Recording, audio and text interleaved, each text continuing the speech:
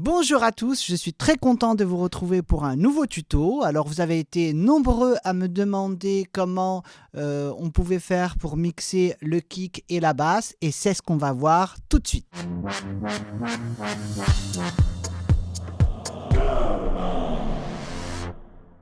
Avant de continuer, je vous invite à vous abonner à ma chaîne pour suivre les prochains contenus et d'activer les notifications. Alors, vous avez été nombreux à me demander comment on pouvait faire pour mixer le kick et la basse. C'est vrai que c'est deux éléments qui sont essentiels dans un morceau et c'est aussi les éléments qui vont poser le plus de problèmes dans le mixage. Alors, pour faire ce petit exercice, j'ai préparé deux petites boucles ici, un kick et une basse, assez simple hein, pour se concentrer sur l'essentiel et on va écouter ça d'abord.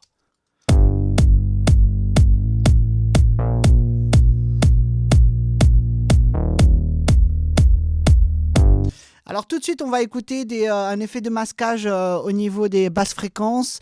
Les instruments ne sont pas hyper définis parce qu'ils jouent sur les mêmes fréquences et chacun cherche sa place.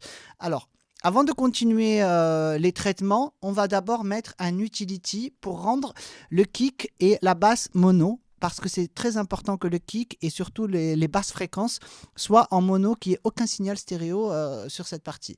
Alors pour ce faire, je vais utiliser le plugin Utility natif de Live Ableton et on va mettre en mono le kick et en mono la bass. À la rigueur, pour changer un petit peu, pour donner un petit peu de stéréo sur les plus hautes fréquences sur la basse, ce qu'on va faire, c'est qu'on va mettre basse mono ici et mettre par exemple 150 Hz. C'est-à-dire, ce que j'ai fait par là, c'est que tout ce qui est en dessous de 150 Hz va être mono et ce qui va être au-dessus, je vais le rendre un peu plus stéréo avec le width ici. Ok. Alors, on va écouter ça.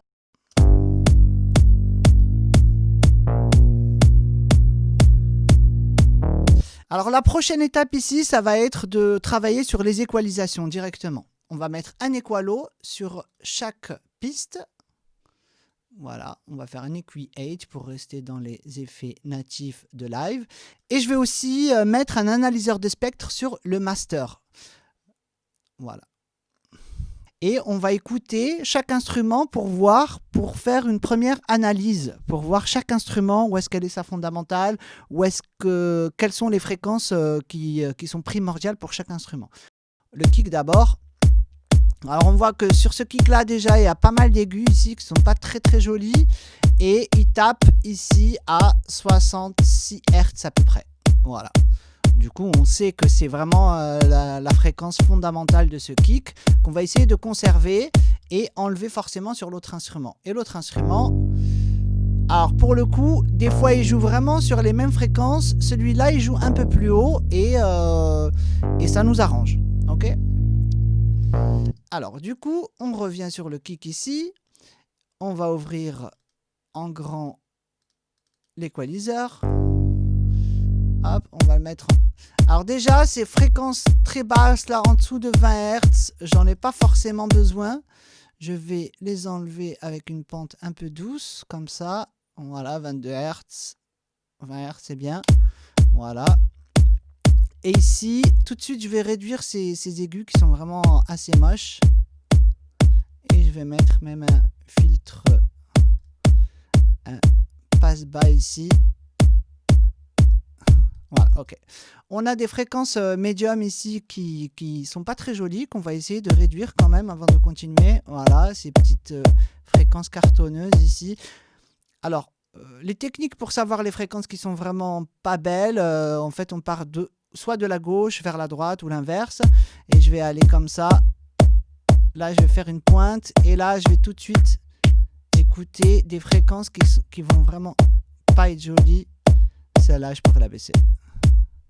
Du coup, ça nous fait un kick beaucoup plus rond. Je continue ici. Et enfin, voilà, on a vraiment la fondamentale du kick qui est ici. Je vais juste réduire le Q. Voilà, cette fréquence est vraiment pas très jolie. Voilà, réduire le Q. Et j'ai pas besoin de plus de basse. Ici sur le kick, je vais même baisser un petit peu le kick. Voilà, alors je sais que au niveau du kick, l'équalisation d'ensemble de ce kick est correcte. Par contre, il va falloir que je creuse pour laisser la place à ceux de la basse. Alors je vais réécouter la basse ici avec l'analyseur de spectre pour voir quelles sont les fréquences vraiment où on doit laisser la place sur la basse. Ici ça commence à 80 et ça finit à 120 à peu près. Du coup je sais que sur le kick, va falloir que je laisse un petit peu de place à ce niveau. Alors 80, voilà, sachant que le kick il joue un peu plus bas, du coup je peux me permettre de faire une petite jusqu'à 120, voilà, et on va agrandir un peu, on va écouter ça. Voilà, le kick sonne quand même bien, malgré ce que j'ai enlevé. Voilà, et j'ai laissé un petit peu de place pour la bass.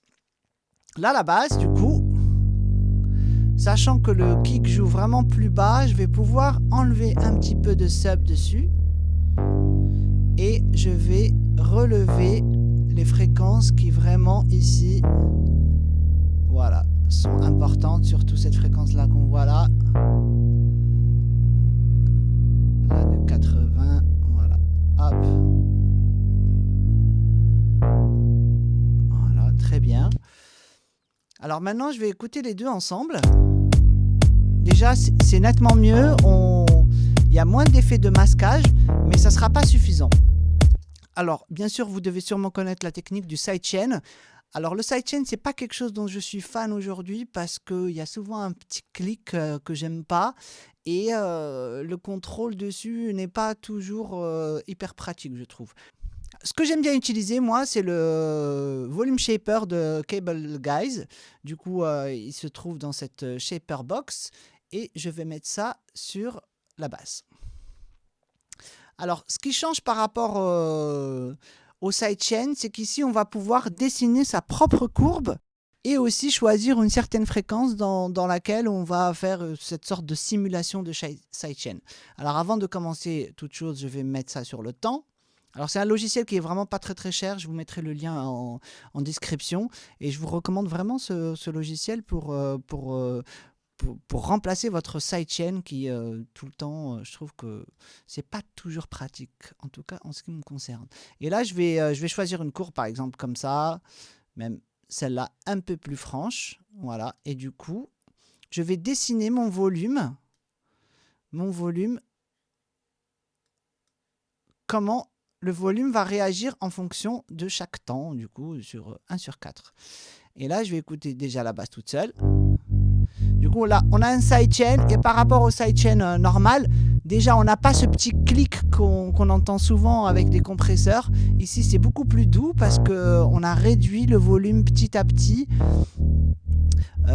avant le début du kick. Du coup, ça laisse de l'espace juste avant le kick et je trouve ça vachement intéressant. Et ce qu'il y a de vachement bien aussi dans ce logiciel, c'est que ici, ce sorte de sidechain qu'on a ici, on peut choisir la fréquence. Alors, on va sur cette flèche là et on va réduire. Et du coup, là, je vais décider de sidechainer seulement cette fréquence. Et la fréquence se dessine en bas ici, là. Du coup, là, je suis à 250 Hz à peu près. Moi, je trouve ça plutôt bien. Du coup, parce que ça peut permettre de garder les aigus qui vont moins gêner quand même dans la basse et, ou dans d'autres instruments d'ailleurs.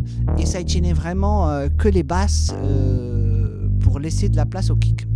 Moi, je trouve ça super. Et il est même possible de rajouter un autre sidechain sur la partie haute, par exemple. On va faire quelque chose comme ça, par exemple, et garder l'attaque ici. On va effacer ce petit point. Voilà. Voilà. J'ai sidechainé l'aigu aussi, mais un peu plus court. Vous voyez l'autre courbe de la basse ici. Et j'ai gardé la petite attaque, mais j'ai fait un creux juste après pour laisser un petit peu encore plus de place au kick. Alors, je vais écouter ensemble déjà ce que ça donne. Là, tout de suite, on a vraiment plus de place pour le kick. Alors, on va peut-être monter un peu de ça. Ok, je trouve ça plutôt bien.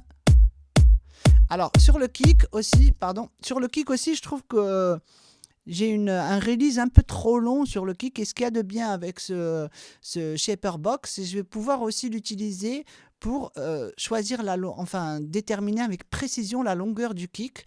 Et là, du coup, ça va être surtout sur les trimmings ici.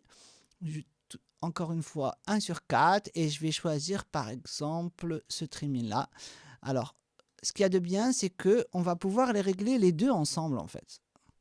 Voilà, là j'ai la basse. La basse commence vraiment voilà, après, à ce niveau-là à peu près. Du coup, je sais que le kick, il sera complètement seul jusqu'ici. Et à partir de là, ils vont être ensemble. Du coup, je vais commencer à réduire à partir de là à peu près. Voilà, du coup, sur le kick, on a réduit toute cette partie-là, en fait. Et du coup, ça laisse tout de suite plus de place à la basse, encore une fois. Et le kick, il sera tout de suite beaucoup plus mis en valeur.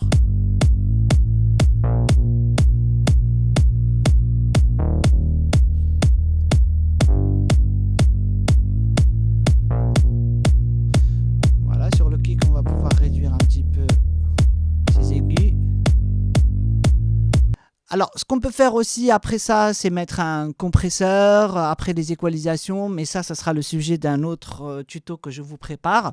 J'espère que cette petite séance vous a plu. Si vous avez encore une fois des suggestions ou des demandes particulières, n'hésitez pas à me mettre ça en commentaire en dessous. Je vous retrouve très très vite. En attendant aussi, je vous dis que vendredi 20 novembre sortira mon EP Orient Calling. Je compte sur vous pour le partager et le mettre sur vos playlists sur les plateformes de streaming pour que ce morceau fasse le buzz autant que sur YouTube. Je vous dis à bientôt, ciao.